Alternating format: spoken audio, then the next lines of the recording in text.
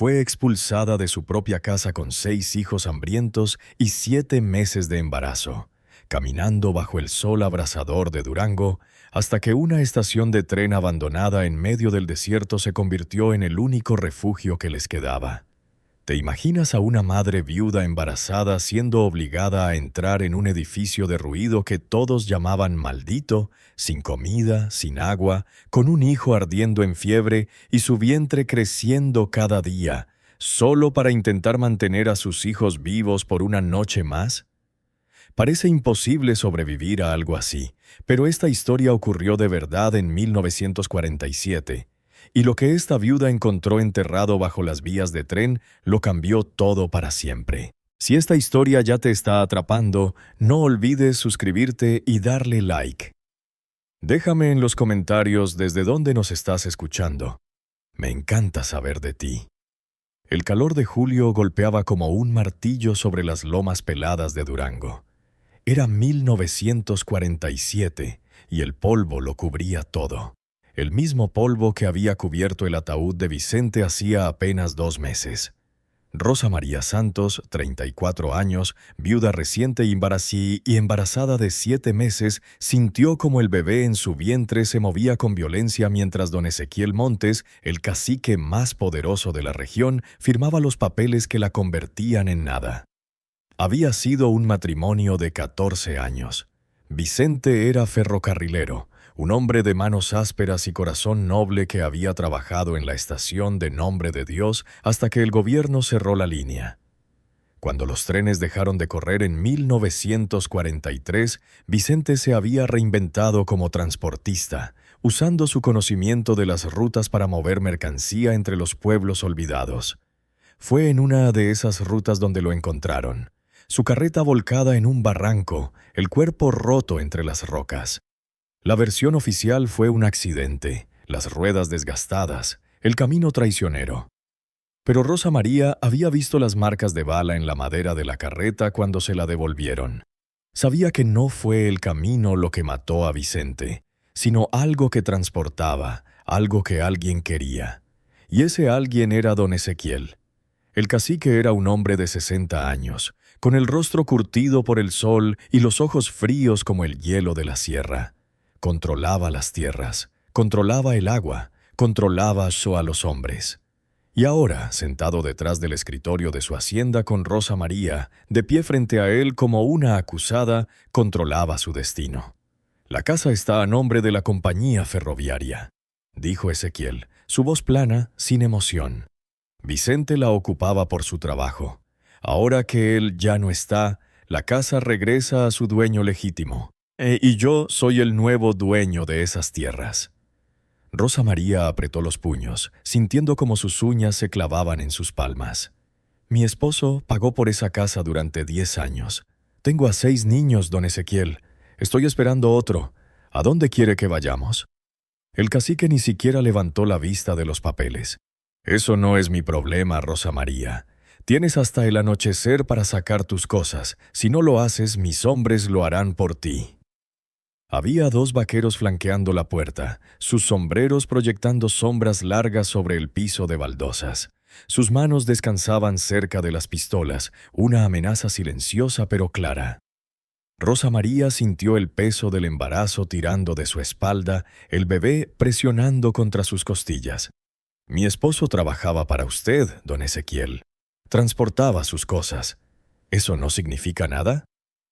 Por primera vez, el cacique levantó la vista. Sus ojos eran 2 piedras oscuras, sin rastro de piedad.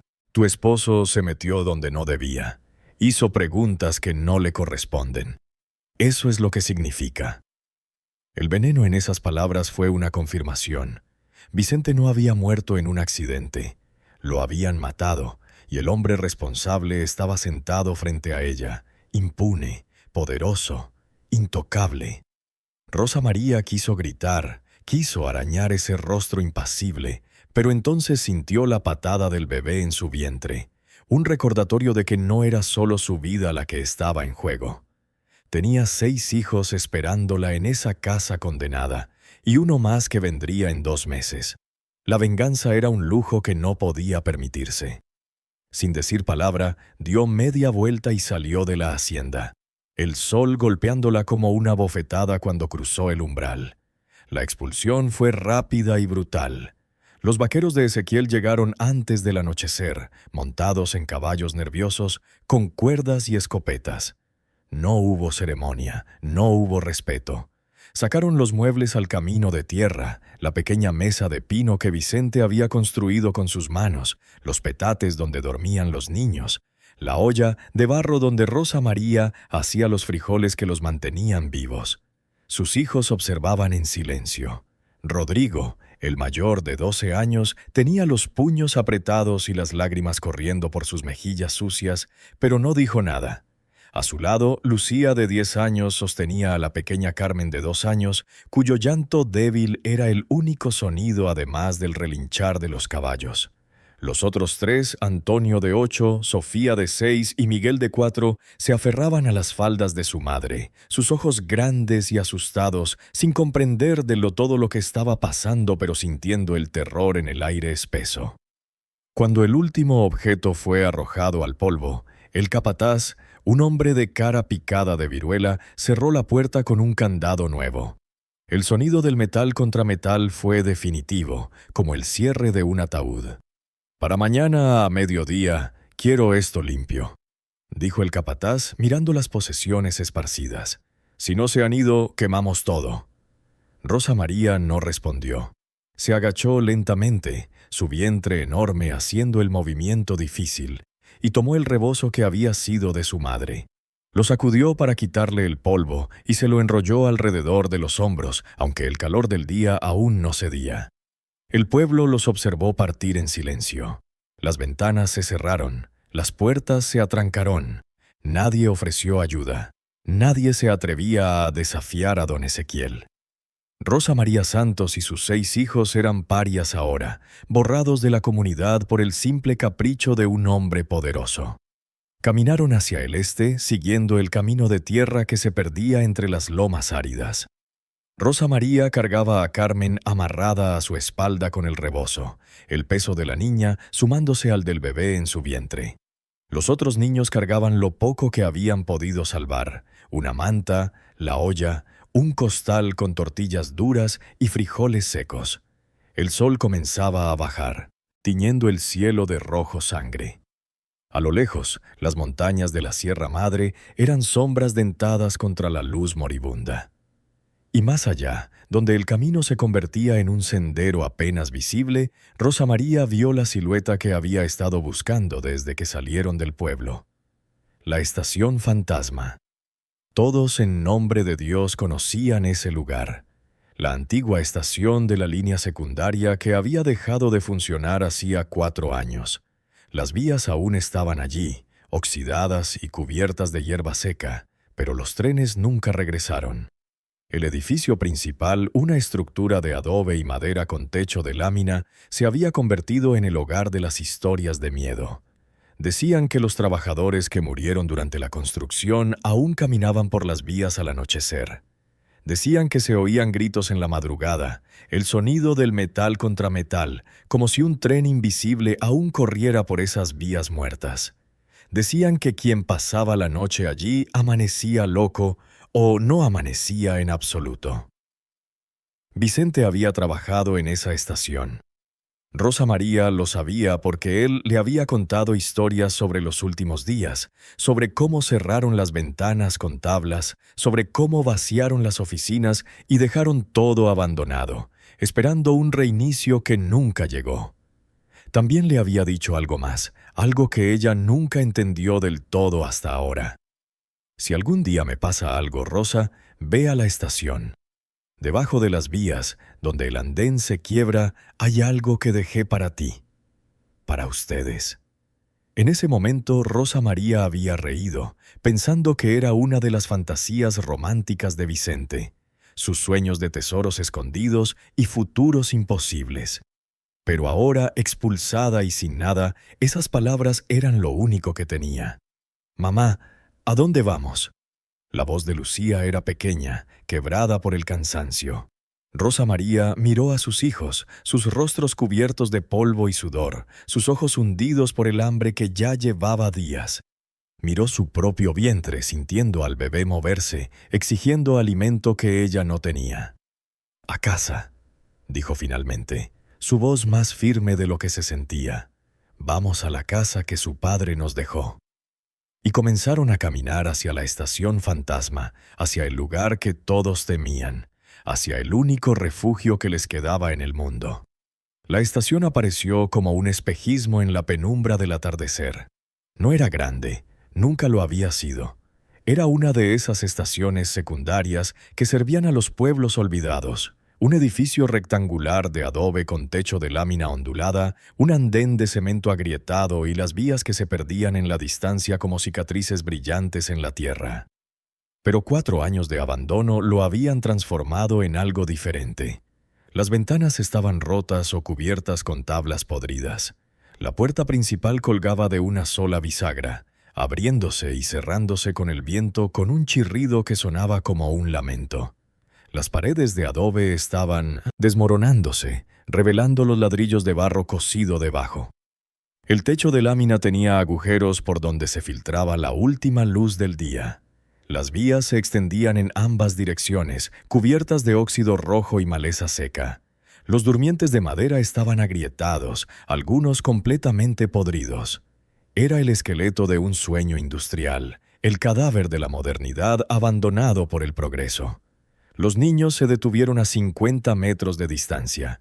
Rodrigo, que había sido valiente durante todo el camino, ahora temblaba visiblemente. «Mamá, aquí es donde papá trabajaba. Aquí es donde dicen que pasan cosas». Rosa María sintió el miedo trepar por su columna, pero lo empujó hacia abajo con la misma ferocidad con la que había empujado el llanto cuando salieron del pueblo. «Tu padre trabajó aquí durante años y nunca le pasó nada. Era un buen lugar entonces, será un buen lugar ahora». «Pero mamá», susurró Lucía, «don Pancho en la tienda decía que los muertos caminan aquí, que se oyen los trenes aunque ya no existan». Rosa María se arrodilló con dificultad, su vientre enorme haciendo el movimiento torpe, y tomó el rostro de su hija entre sus manos ásperas. «Lucía, mi amor, los únicos muertos que caminan son los recuerdos. Y si tu padre dejó su recuerdo aquí, entonces este es un lugar sagrado, no maldito. ¿Entiendes?». La niña asintió, aunque el miedo no abandonó sus ojos. Se acercaron lentamente, como si el edificio fuera un animal herido que podría atacar en cualquier momento. El viento soplaba a través de las ventanas rotas, creando un sonido bajo y persistente, un gemido que parecía venir de las entrañas de la tierra. La puerta cedió con un empujón suave, y el interior se reveló en toda su desolación. El piso de cemento estaba cubierto de polvo, excrementos de animales y pedazos de madera podrida del techo. Las paredes aún tenían los restos de carteles ferroviarios desvaídos, horarios de trenes que nunca volverían, anuncios de destinos que ya no importaban. En una esquina, el viejo mostrador de boletos seguía en pie, cubierto de telarañas y polvo. Detrás de él, la pequeña oficina donde Vicente había pasado tantos turnos estaba vacía, saqueada hacía años. Pero había un techo, aunque agujereado. Había paredes, aunque agrietadas, y había un espacio cerrado que los protegería del frío de la noche del desierto, del viento, de las miradas acusadoras del pueblo. «Aquí dormiremos», dijo Rosa María, su voz resonando extrañamente en el espacio vacío. «Rodrigo, ayúdame a barrer un espacio. Lucía, cuida a los pequeños». Trabajaron en silencio, usando ramas secas como escobas improvisadas para despejar un rincón del edificio. Rosa María extendió la única manta que habían salvado sobre el cemento frío. No era mucho, pero era algo. Afuera la noche cayó con la brutalidad del desierto. El calor del día fue reemplazado por un frío penetrante que se colaba por cada grieta. Rosa María encendió un pequeño fuego usando pedazos de los durmientes podridos que encontró cerca de las vías. El humo subía por uno de los agujeros del techo, y el calor débil apenas alcanzaba para mantener a los niños del centro del círculo tibios. Comieron en silencio. Las tortillas duras compartidas en pedazos pequeños, los frijoles secos masticados lentamente para engañar al estómago.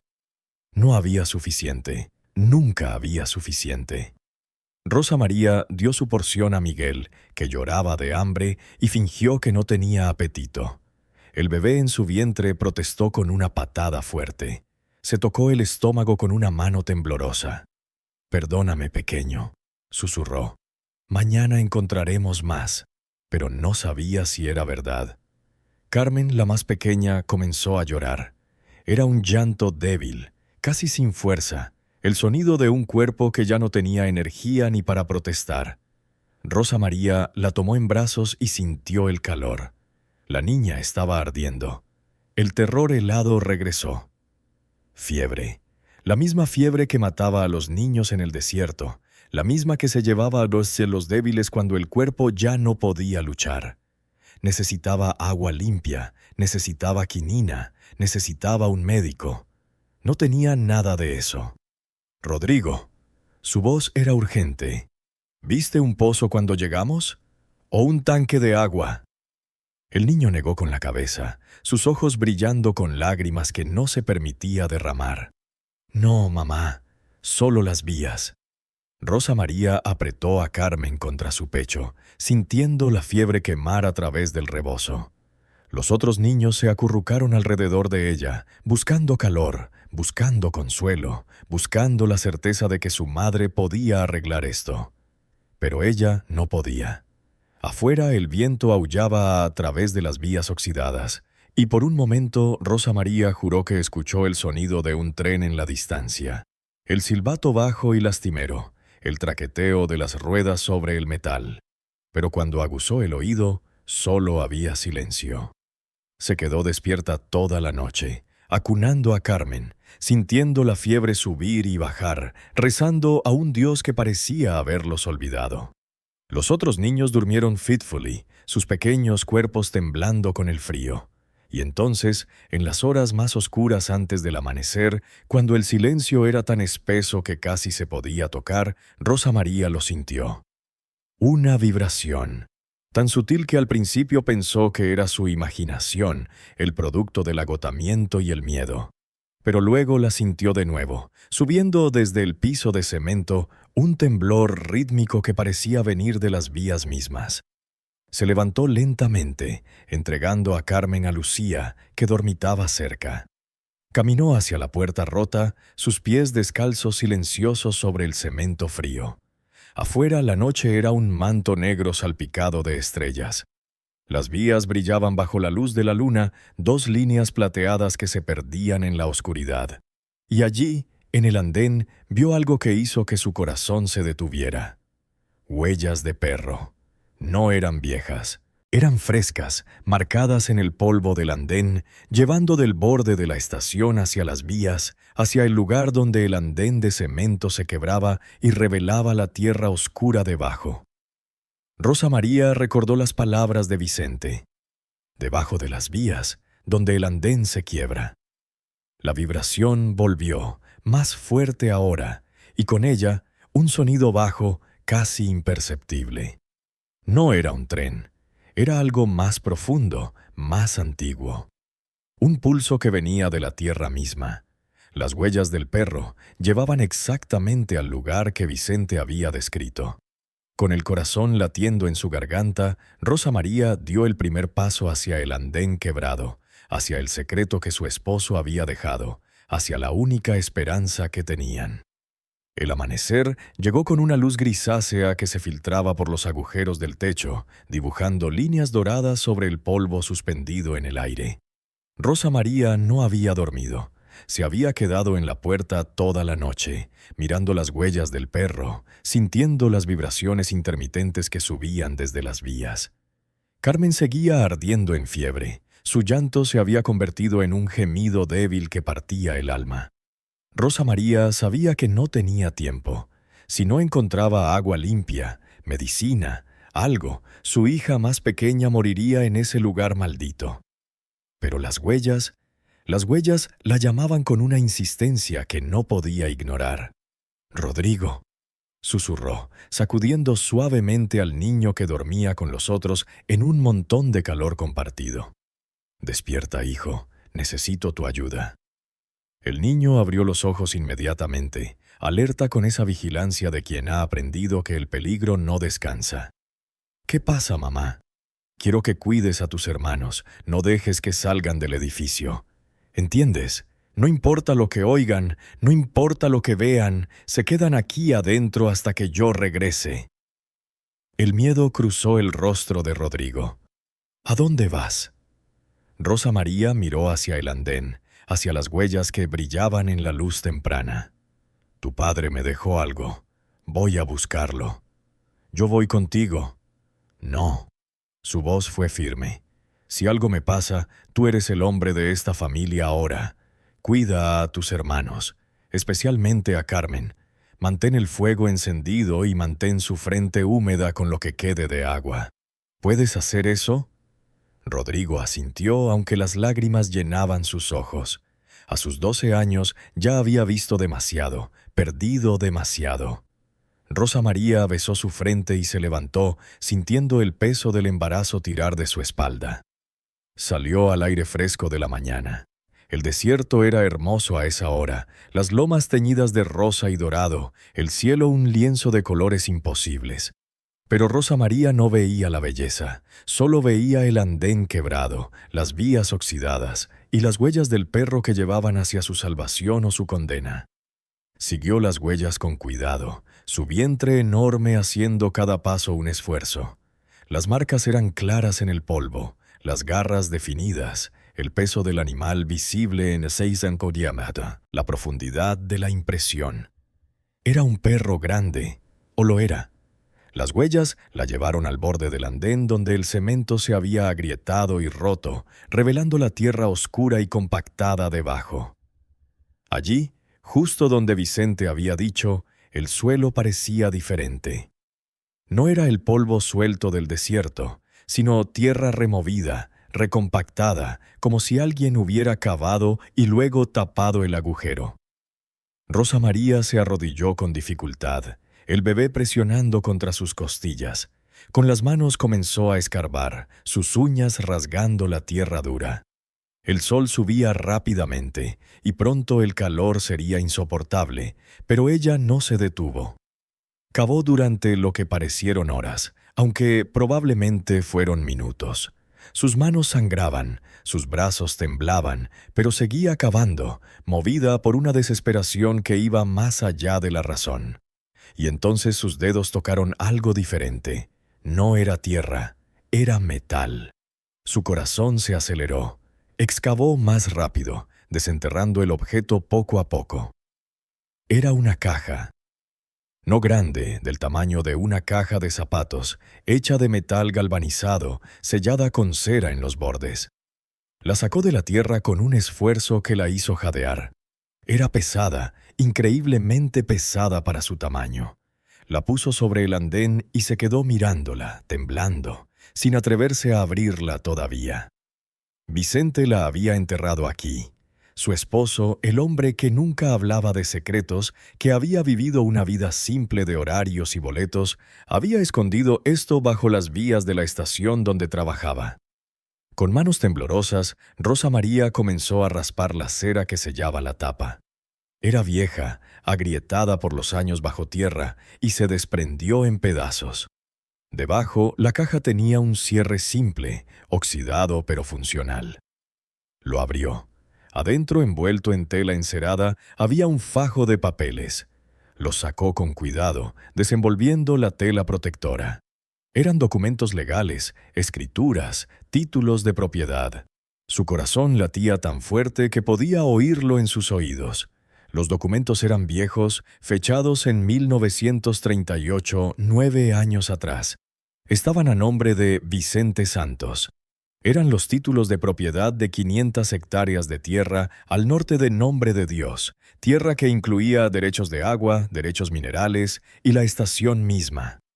Rosa María leyó y releyó sin poder creer lo que veía. Vicente había comprado esta tierra. La estación no pertenecía a la compañía ferroviaria, pertenecía a él. Y ahora, con su muerte, le pertenecía a ella. Don Ezequiel les había robado su casa en el pueblo, pero no sabía que Vicente tenía esto. Nadie lo sabía. Debajo de los papeles había algo más. Monedas.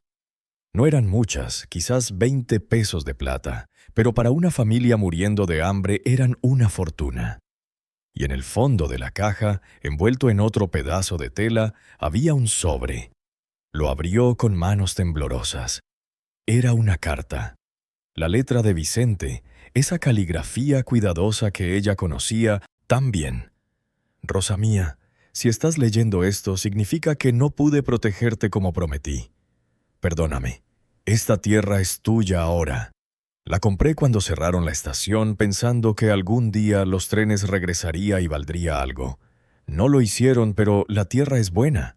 Hay agua bajo las vías, un manantial que los antiguos trabajadores encontraron cuando construyeron la estación. Está sellado, pero puedes abrirlo. Busca la piedra marcada con una cruz cerca del poste kilométrico 32.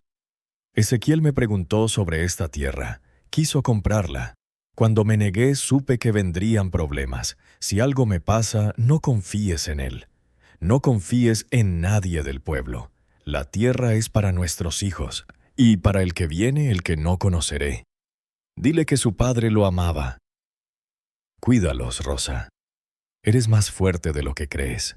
Si esta historia te tiene al borde del asiento, asegúrate de suscribirte y activar las notificaciones para no perderte ninguna historia como esta.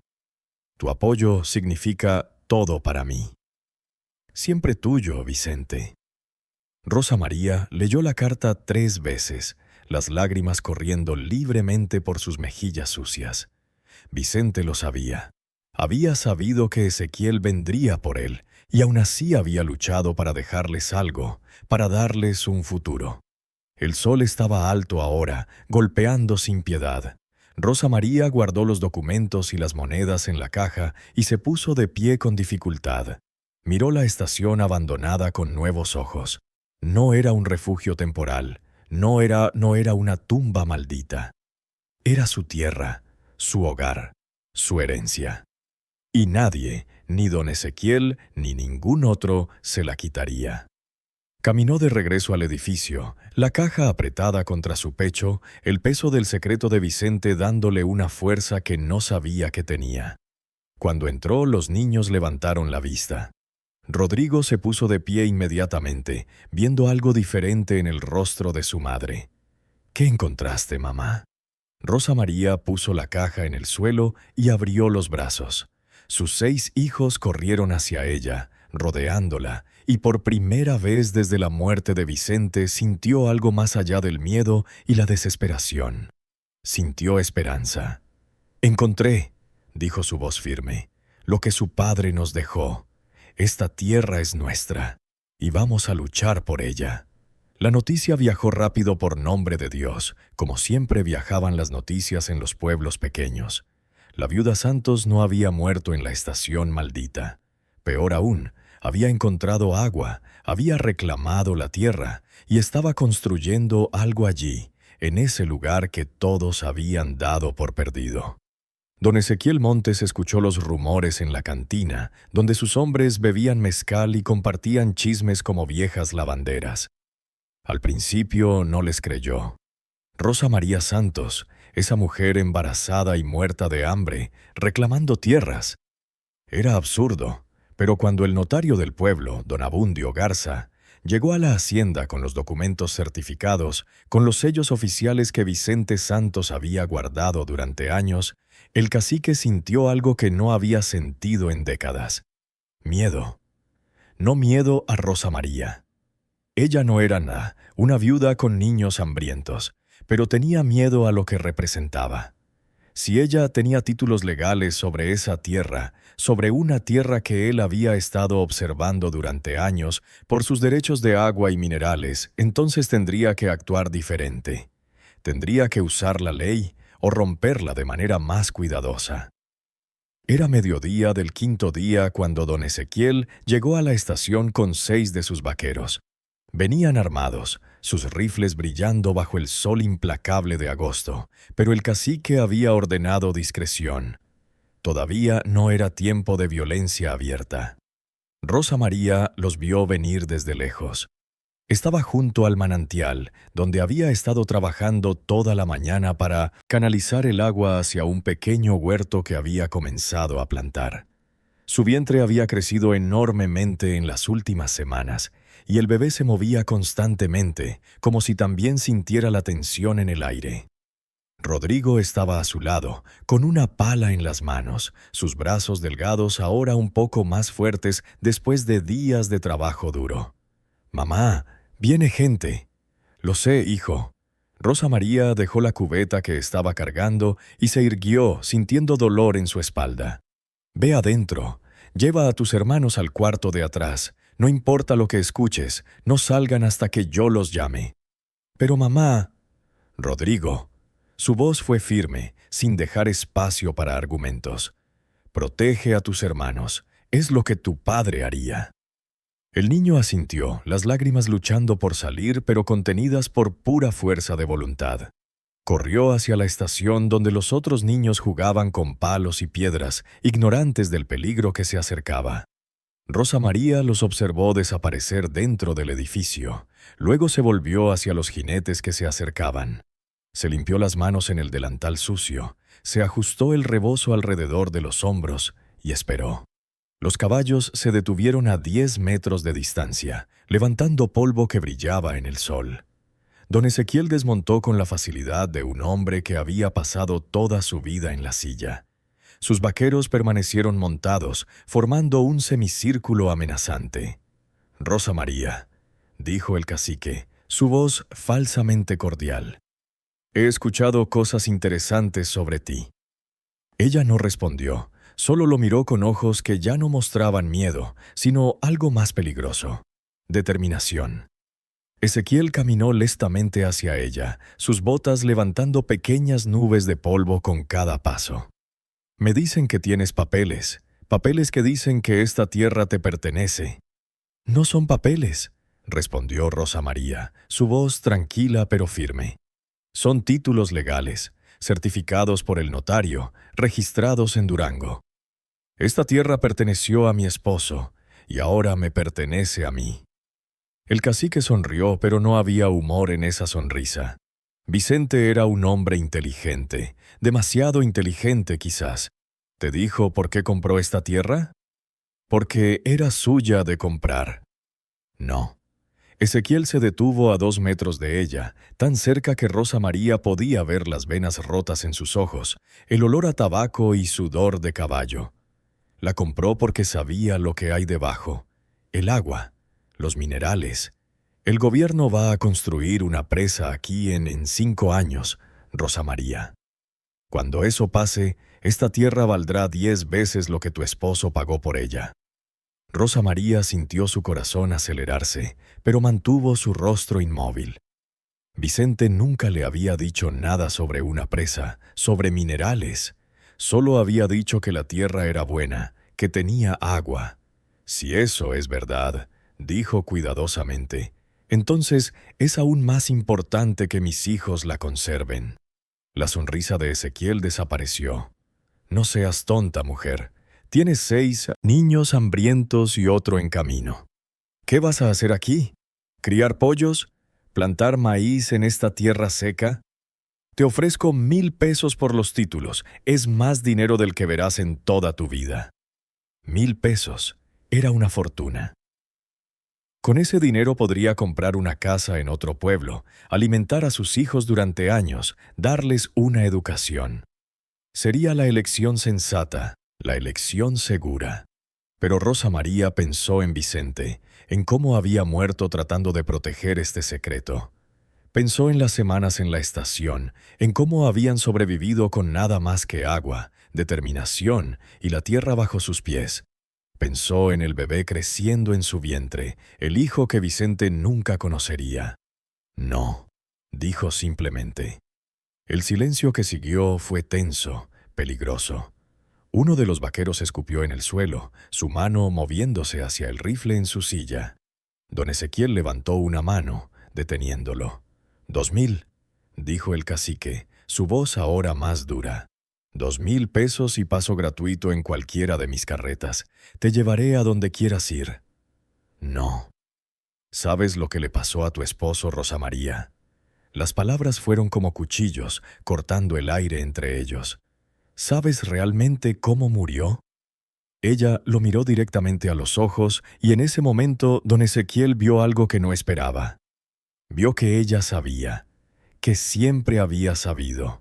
Mi esposo murió defendiendo lo que era suyo, dijo Rosa María, su voz ahora temblando no de miedo, sino de rabia contenida durante meses.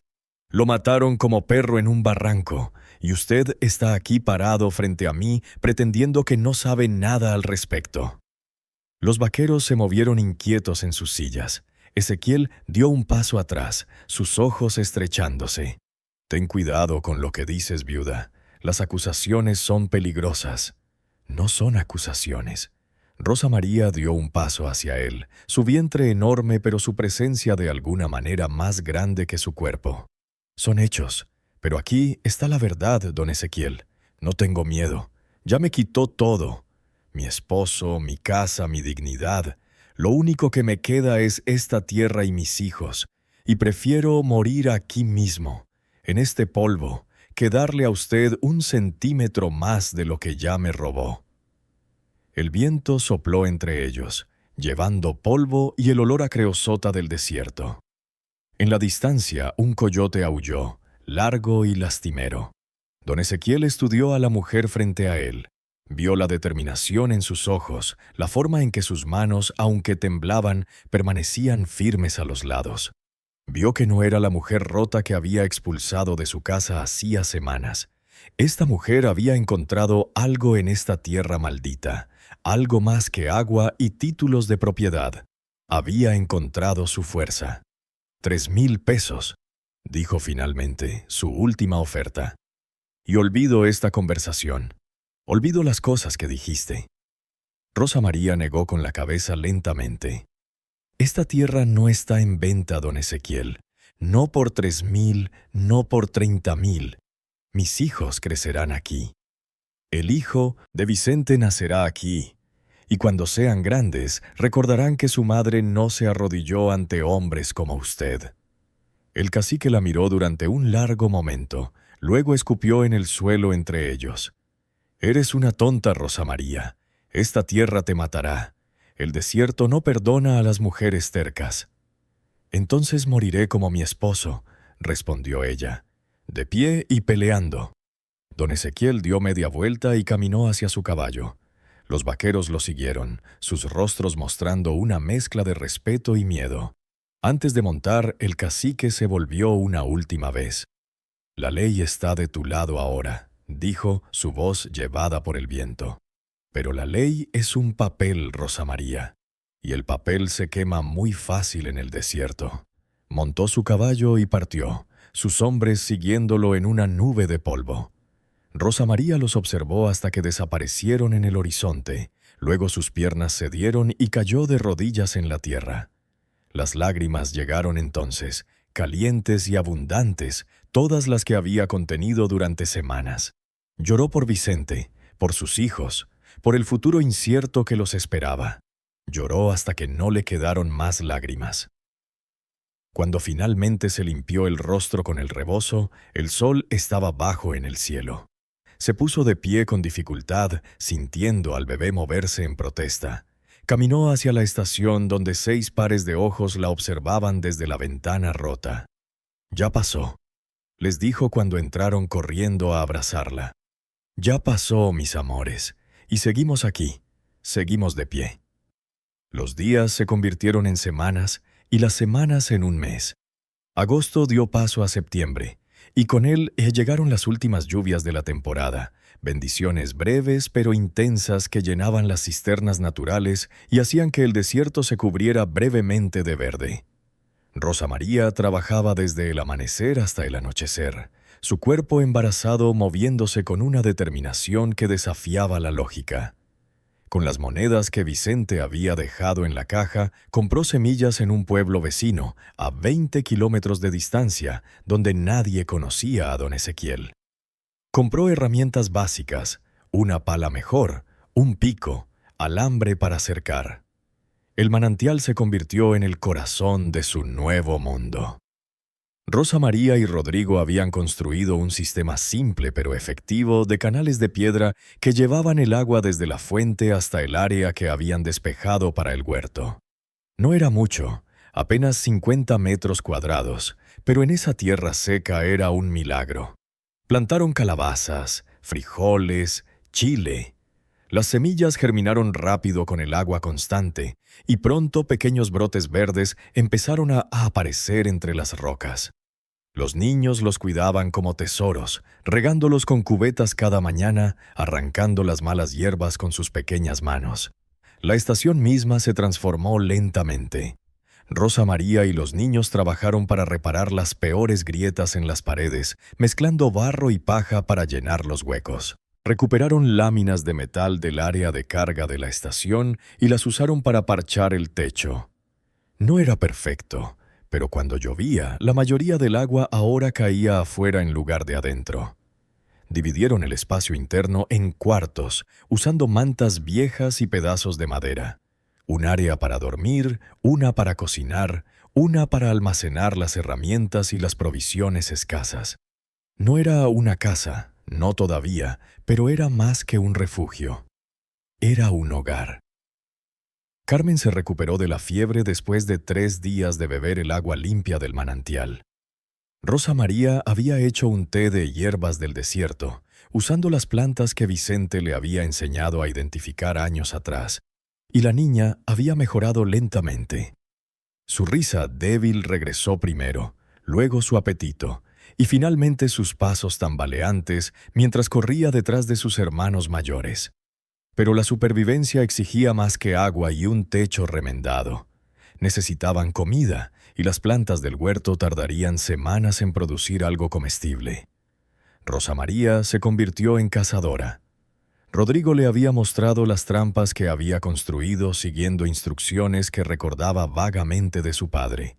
Eran simples, hechas de alambre y madera, pero funcionaban. Atrapaban conejos, a veces una liebre, ocasionalmente un armadillo. La carne era poca, pero era carne, y Rosa María la cocinaba en guisos aguados que estiraba con nopales y quelites del desierto.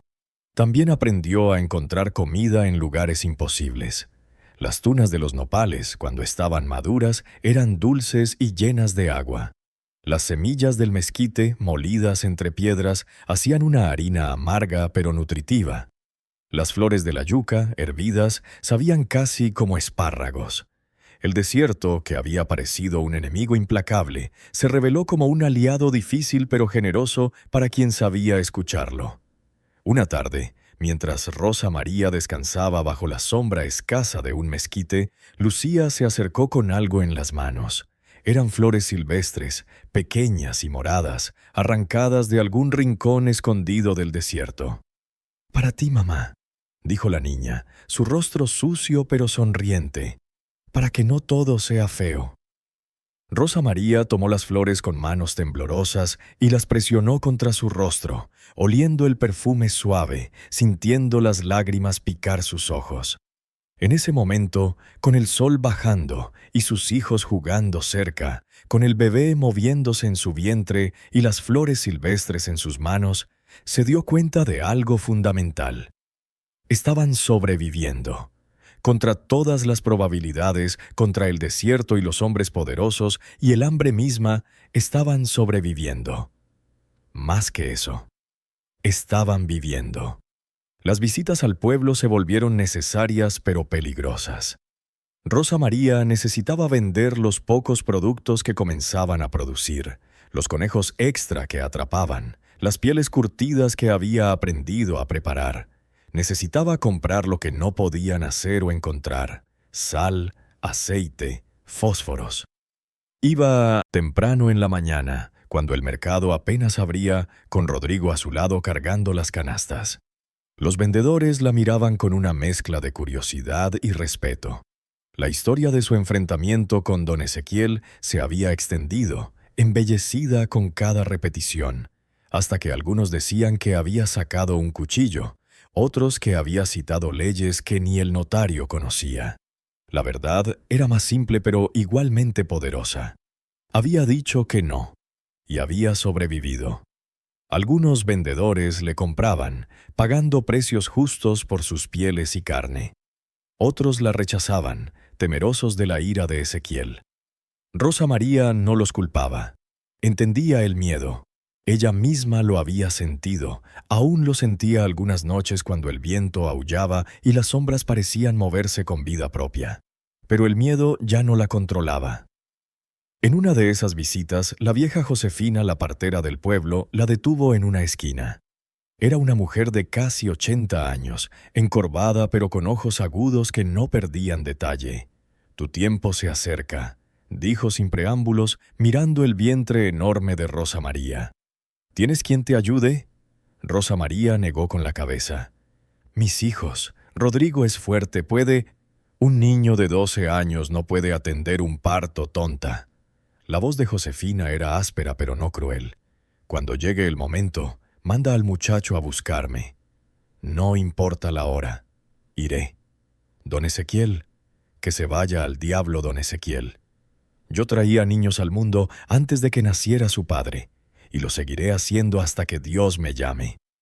Eres terca y orgullosa, Rosa María Santos, pero ninguna mujer debería parir sola en el desierto.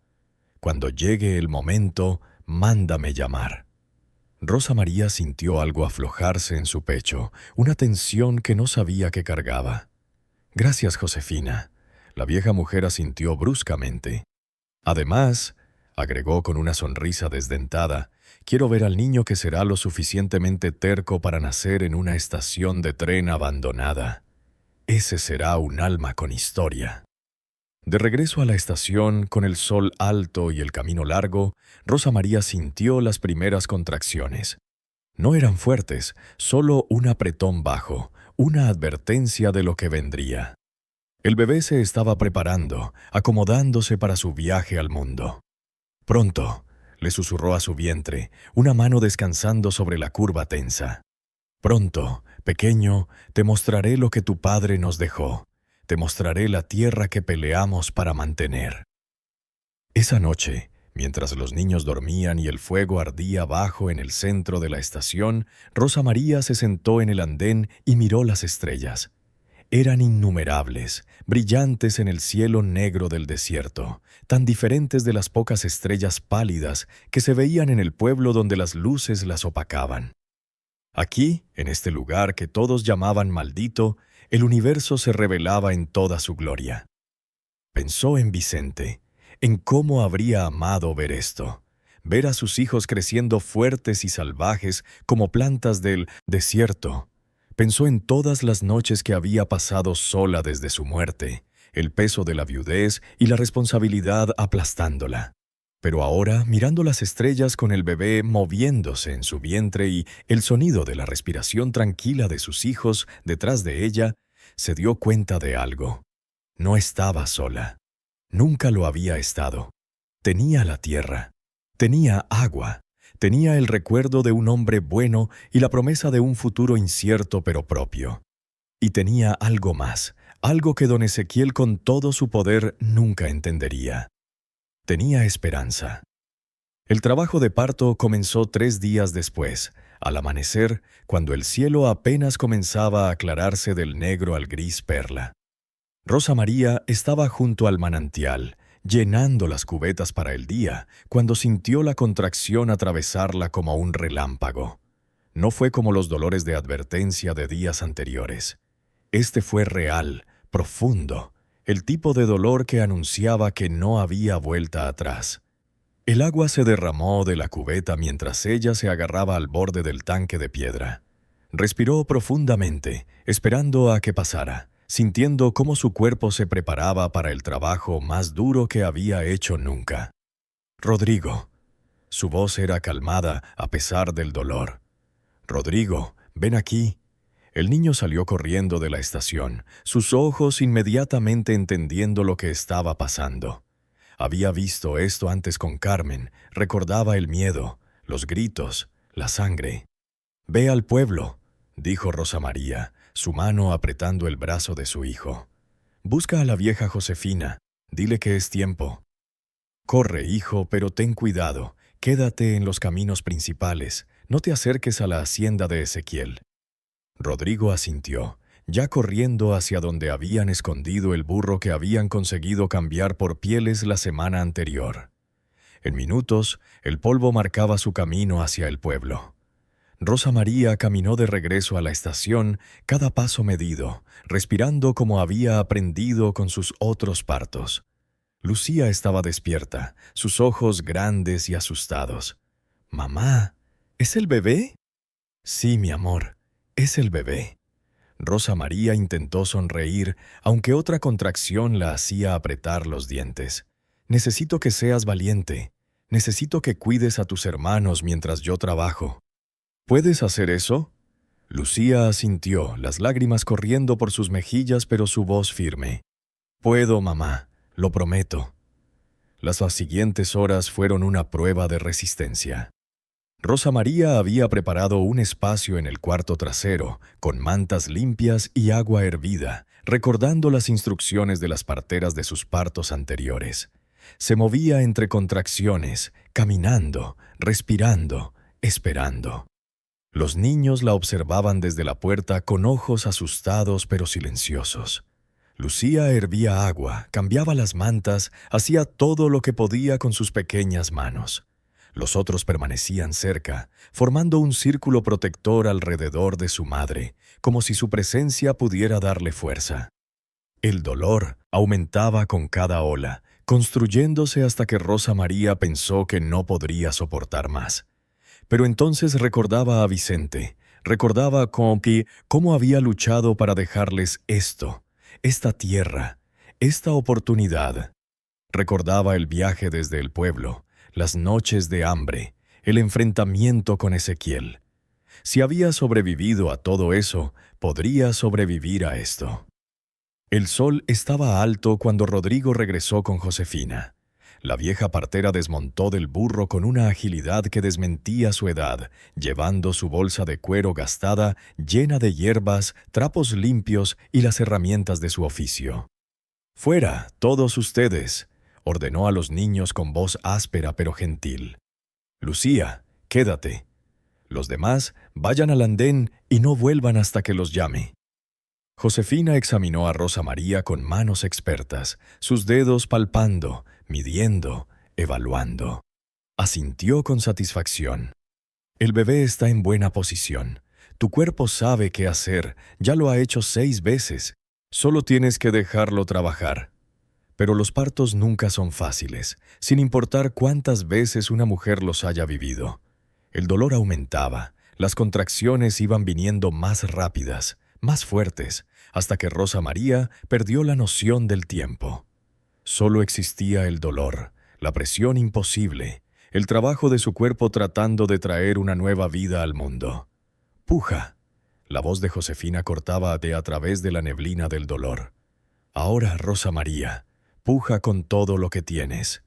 Y ella pujó, agarrándose de la mano de Lucía, su hija de 10 años llorando pero firme a su lado.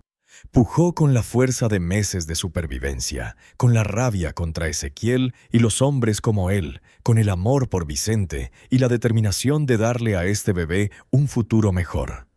Otra vez, el bebé está coronando. Una más, fuerte. Rosa María pujó hasta que sintió que se partiría en 2, hasta que el mundo se redujo a ese único momento, ese único esfuerzo. Y entonces, con un grito que salió de lo más profundo de su ser, el bebé nació. El llanto fue inmediato y fuerte, los pulmones del recién nacido probando el aire del desierto por primera vez. Josefina trabajó rápidamente, limpiando, cortando el cordón, envolviendo al bebé en trapos limpios. «Un niño», anunció, poniendo al bebé en los brazos de Rosa María. «Fuerte y saludable. Has hecho un buen trabajo, madre». Rosa María miró al rostro arrugado de su hijo, sus ojos cerrados, sus pequeños puños agitándose en el aire. Era perfecto, era imposible, era el milagro que no se había atrevido a esperar. «Vicente», susurró, besando la frente del bebé. «Te llamaré Vicente como tu padre, para que recuerdes de dónde vienes, para que recuerdes lo que se necesitó para que estés aquí».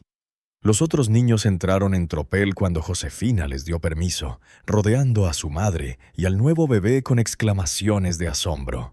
Rodrigo tocó la manita del bebé con reverencia, sus ojos brillando con lágrimas que ya no intentaba esconder. «Es tan pequeño», susurró.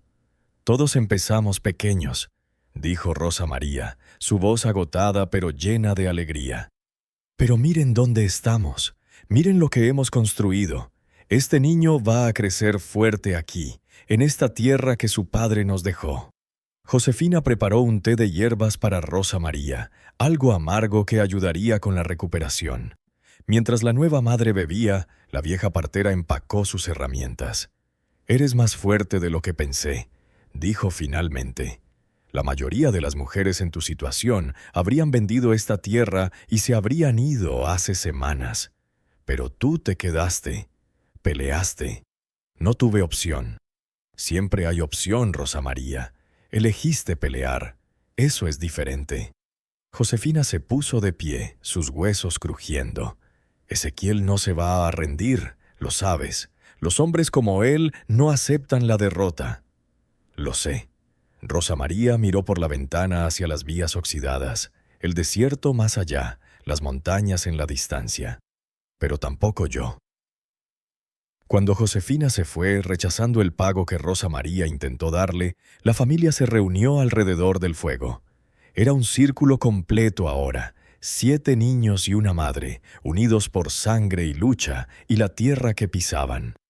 Rosa María amamantó al bebé mientras los otros comían la cena simple de frijoles y tortillas. El pequeño Vicente se prendió con fuerza, su boca trabajando instintivamente, sus pequeños sonidos de satisfacción llenando el espacio.